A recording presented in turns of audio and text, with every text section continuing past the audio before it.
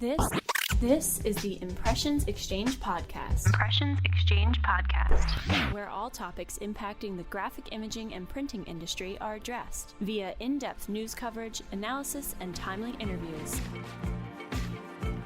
Hi, I'm Denise Gustafson, Editorial Director for Printing United Alliance, and the guest host for the special Printing Impressions podcast series in celebration of Women's History Month, highlighting women in the printing industry. During this series, I'll have the opportunity to talk with women from all segments of the industry about their experiences and their journey as a woman in the industry. Today, it's my pleasure to welcome Leslee Barker. She is Director of Graphic Center Operations with Miller Zell. So Leslee, welcome. Well, thank you very much for having me today. It's a pleasure. So now I know that you have a new title. So tell me a little bit about what your new role is with Miller Zell. Awesome. Well, thank you. So the new title is Director of Graphic Center Operations.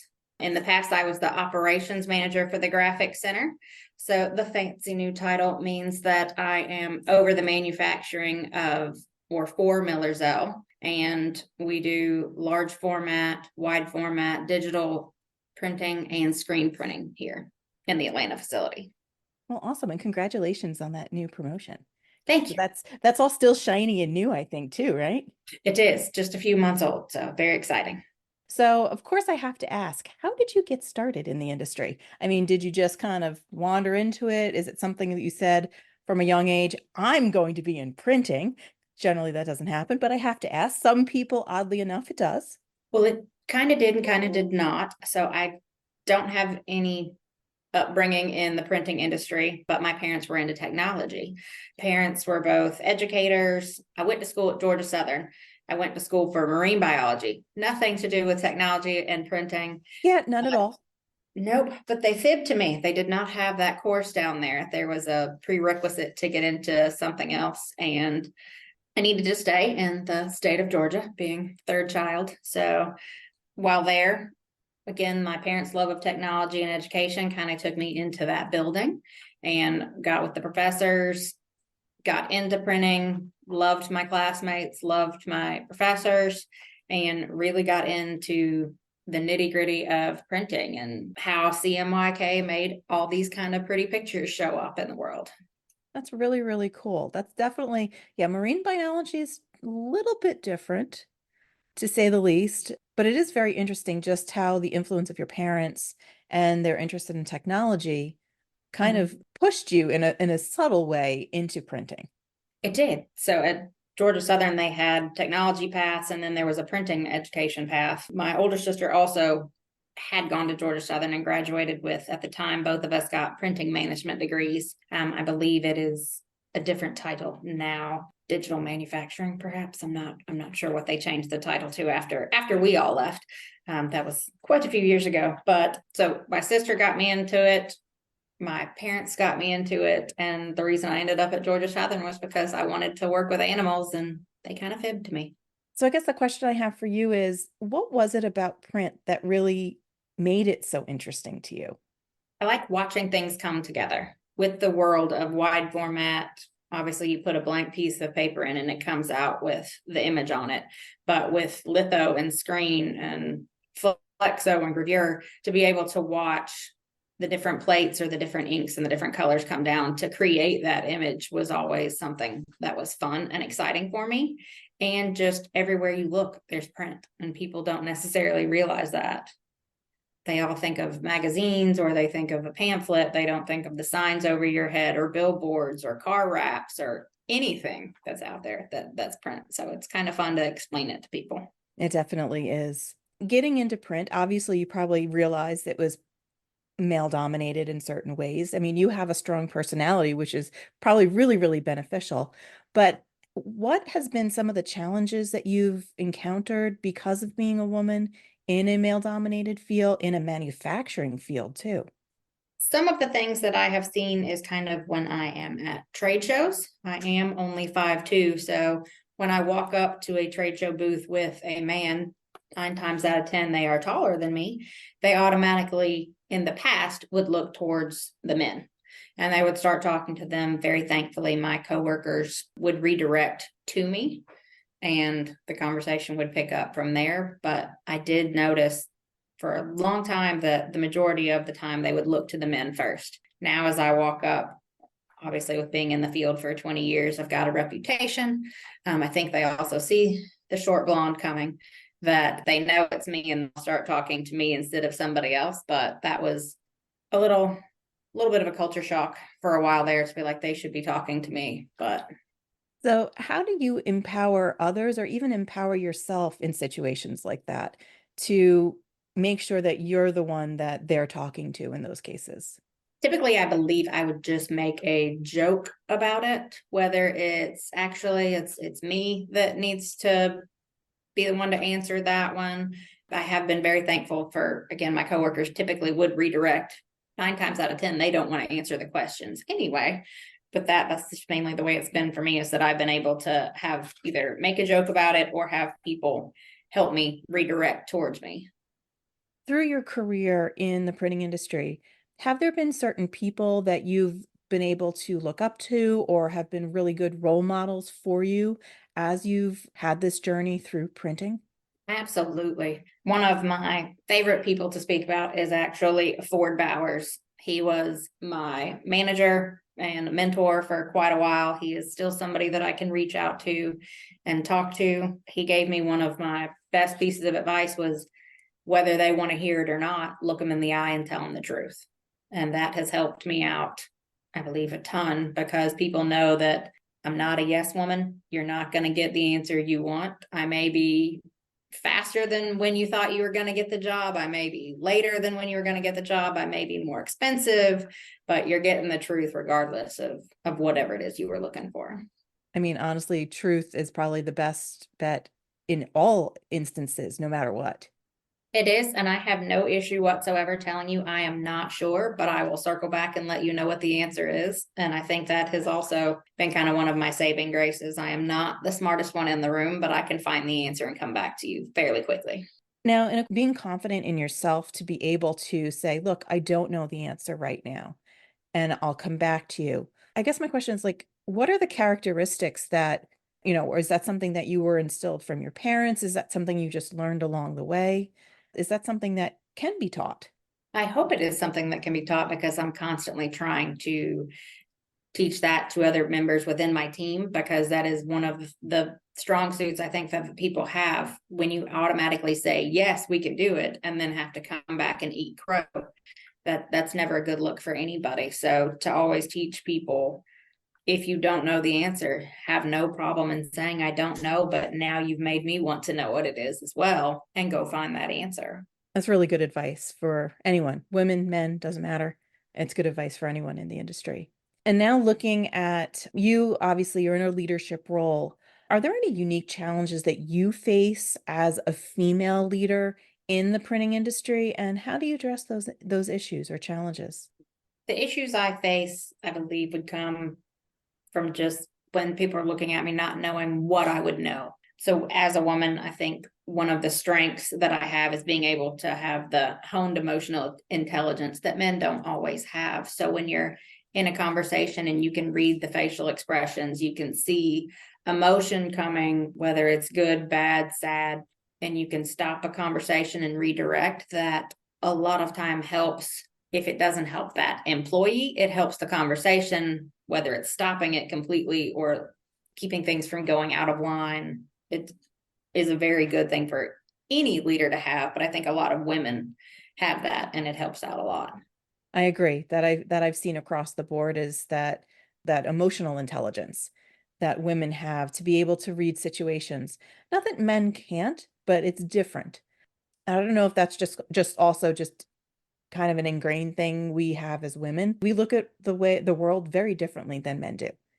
We do. I was in a meeting the other day with several different people, and I could see that an employee was having a hard time. Their eyes started to gloss over a little bit. The rest of the room was continuing the conversation. I stopped the conversation, asked them if they were okay, asked them if there was additional things that need to be said. Did we need to clear the room? What did we need to do? And I think one of the big things that I bring to Miller Zell and to my leadership role is I'm an advocate for all of the employees as well. want to make sure that their voices are heard, want to make sure that they feel safe. And I think that also helps me navigate in my career, because I can help when you're reading the room, or just help lead with that entitlement.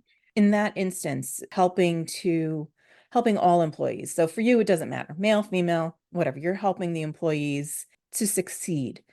Mhm. I guess my question is, what steps can we take as an industry to improve how we work with other people, whether it's gender, whether it's race? Are there ways to be more inclusive and to work better with a broader range of people? I believe there is. Miller Zell has a diversity committee, and we aren't just trying to make sure that we have different genders, different races, different sexes, different whatever in different roles, but it's making sure that everyone is growing and everyone is thriving, and that we are able to come together. Part of the diversity committee, we have different events and things that are here, and they also make sure that everybody's voice is heard. So we make sure there's Black History Month. I believe it is Spanish speaking history month. There's women's history. We try and highlight different employees, make sure that we are highlighting their strengths, things you didn't know about them, and just different things that everyone brings to the table. Everyone has a different path that they've walked, and to be able to say that everybody has the same knowledge is definitely not true. Common sense is not common, but when you bring everybody together, everybody has something that they can add to that conversation. I have to agree. That's probably one of the favorite things that I say is common sense is not so common. You'd think so. Yes, I say it probably once a week. I'm told about once a week, I hear that it should be common sense. And my response is always that common sense is not common. Like you said, it's different ways that all of us have come to this point in time. There's different paths. Like you said, the paths that we have walked have been different experiences, different backgrounds. You don't understand what life experience has brought a person to this point. And it's all different, but it's all valuable because it offers those different perspectives, the different ways to look at things, which I think sometimes can be missing if you don't have a diverse group that you're working with. I 100% agree. As a woman in the printing industry and as a leader in Miller Zell, obviously work and home life sometimes can kind of get a little difficult to manage. So I guess my question to you is, how do you balance the demands of a career, because you definitely have had a career in printing, with also having a fulfilling personal life? Well, it's definitely a challenge, but I think that a lot of that comes from, again, strengths that a lot of women have, and that would be schedule balancing. We can be 100% in one direction, be able to stop, put on that soccer cap or whatever it is that we've got to do. For me, going and walking the dogs, taking whatever trips I need to with the girlfriends and things like that. But you've got to be able to have time to wind down, but you also have to be in it and to make sure that you are getting everything that needs to be done, because that's what women do. We make sure that everything happens and that everything, all of our I's are crossed and our T's are dotted, is the other fun thing that I like to say. Yes, indeed. And me as an editor, I might be twitching a little bit, but that's okay. I guess moving into just the community aspect of this is, how important is it for you as a woman to be able to grow in your relationships with others in the community, for you to network? How important is it for your own professional growth? Well, I believe networking both professionally and outside of work is very important. With Miller Zell, we give back to the community with Special Olympics, breast cancer events, Alzheimer's events. The team actually will be performing in Battle for the Brain, very good event for Alzheimer's. We did that. We also have several people that are going to be volunteering this Friday at an animal shelter. So there's lots of ways to give back. You get to meet people that you wouldn't normally meet and connect in another level that way. And then within networking within the company, or the professional aspect of it, Women in Print affiliated with Printing United is absolutely amazing. Girls Who Print is another great organization that I'm a part of, that I love to connect with these other strong women, whether it's at a trade show, whether it's at an industry event, and being able to see what they're doing, what I could be doing, or just being able to pat somebody else on the back and tell them great job is a big thing for me and for the community, I believe. Indeed. How do you celebrate success for women in Miller Zell? There are very strong leaders here at Miller Zell. A lot of them are women, and we together are constantly helping each other learn, thrive, and grow. We constantly give each other the high fives. You get the usual great shirt, great dress, great whatever, but also great paper. Saw the article that you wrote, saw this new sign that came out. We won this job, great job. There's a lot of that goes on here that I think is very vital to make sure that we are successful, is that we're all supportive of each other, no matter what the role is. Like you said, part of the community and the networking to celebrate those victories that you have and to support others in the industry. I think it's important to do that because sometimes I think that could be overlooked just in general because we're so busy with everything else that we're doing that sometimes even the little wins, why can't we celebrate them? 100%. You've got friends that you may not talk to for months, and then you get on the phone and you're talking to them, and maybe an hour goes by and you feel like you've totally caught up and you may not talk to them for a couple months again. It's not because you don't love them, you don't want to connect with them, but you're seeing everything on Facebook or Instagram or whatever social media it is that people are using these days, that you get to like what their children are doing or like some trip that they've been on. But to connect and be able to support your friends, family, and coworkers, I think is a big deal. So now looking a little bit ahead, I'm going to ask you to take out that crystal ball. I know we all have one somewhere. What trends do you foresee in the printing industry that might impact the women in it? Is there anything that you've noticed or seen or maybe even started to experience? So automation to me is a big thing that is coming up in printing even more and more. It's something that is not necessarily going to reduce the workforce, but it should be able to empower women and men alike in being able to lift something you maybe weren't able to lift before, freeing up your time to where you could do more things to help the company grow, to help yourself grow.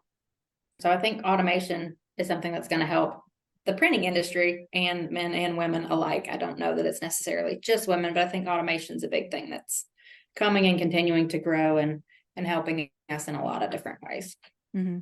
Especially as a leader, I mean, having automation and also having it connected with, various MIS systems, or so that way you can make smarter financial decisions, smarter, just even decisions within manufacturing.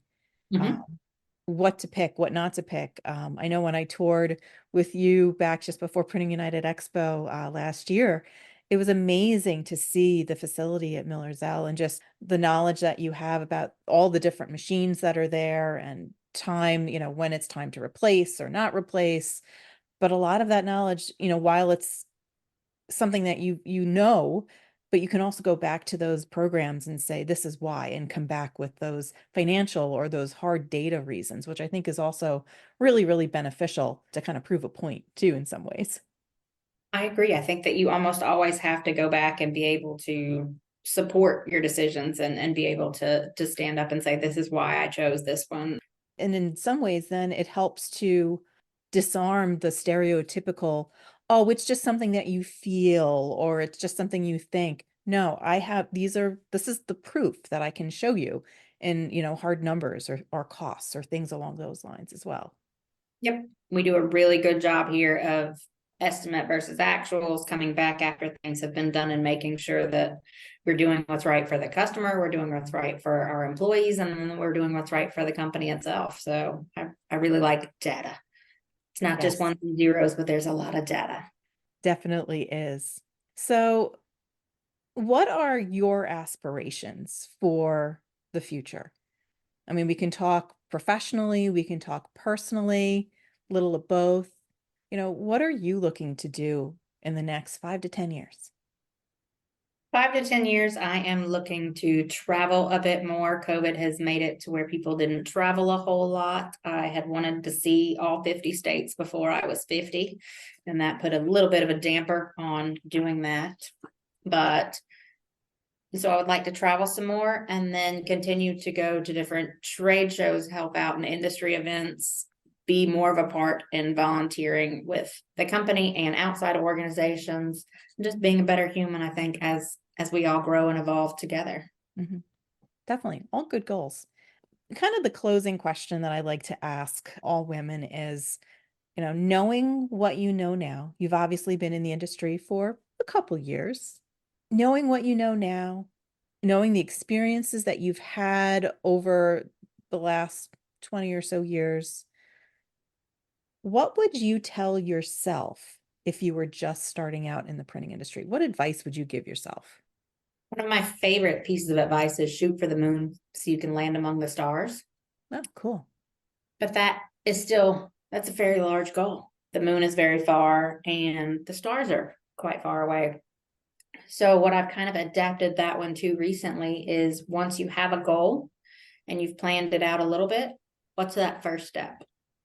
Take that first step, achieve it, and then your next goal is that next step. You still have your big goal, but you have these smaller measurable steps that actually get to give you the little wins and the successes versus when you're first starting out, I want to be the president. Well, that's going to take a while to get there. So you have to have the steps to get you there.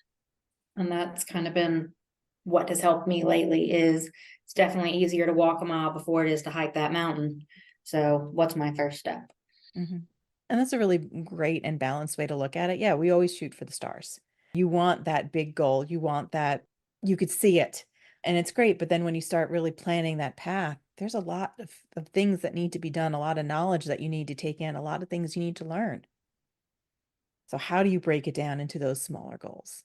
I think that's the best part is I can't see how to get all the way to the end, but I can see my next step. Mm-hmm.